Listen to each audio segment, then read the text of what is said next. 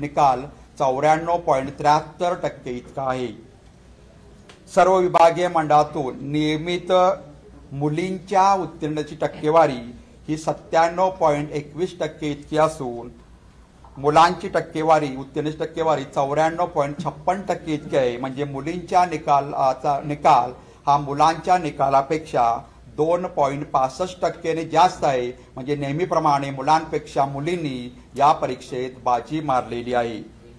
एकूण 72 विषयापैकी 18 विषयाचा निकाल 100% लागलेला आहे। आता ह्या निकालाचं जर गुणांकन पाहिले म्हणजे निकालाचं मेरिट तर या उत्तीर्ण विद्यार्थ्यांपैकी नियमित जे उत्तीर्ण विद्यार्थी झाले त्यामध्ये 5,58,021 विद्यार्थी विशेष प्रावीण्यासह प्रथम श्रेणी उत्तीर्ण झाले म्हणजे त्यांना 75% किंवा त्याच्यापेक्षा जास्त गुण मिळाले आहेत। तर 5,31,822 विद्यार्थी हे प्रथम श्रेणी उत्तीर्ण झाले आहेत म्हणजे त्यांना 60% किंवा ते 75% या रेंजमध्ये हे विद्यार्थी आहेत। तर 3,14,866 विद्यार्थी द्वितीय श्रेणीत आहेत म्हणजे त्यांना 45 ते 59.99% गुण पडलेले आहेत। तर 79,732 विद्यार्थी हे पास श्रेणीत म्हणजे उत्तीर्ण श्रेणीत उत्तीर्ण झालेले आहेत। राज्यामध्ये 23,288 माध्यमिक शाळांमधून या परीक्षेला 10वीचे विद्यार्थी बसले होते। त्यापैकी 9,382 शाळांचा निकाल 100% इतका लागलेला आहे।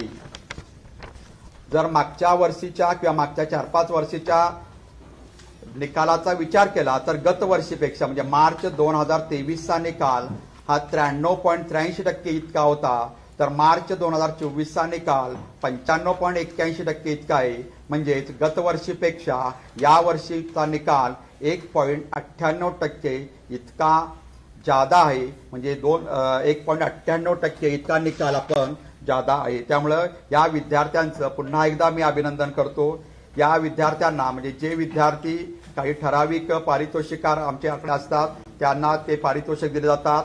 विशेष गरजा असलेल्या विद्यार्थ्यांसाठी आपण दिव्यांग विद्यार्थ्यांसाठी शासन निर्णयाप्रमाणे त्यांना योग्य त्या सवलती दिल्या आहेत आणि त्याप्रमाणे त्यांना गुण दिलेले आहेत।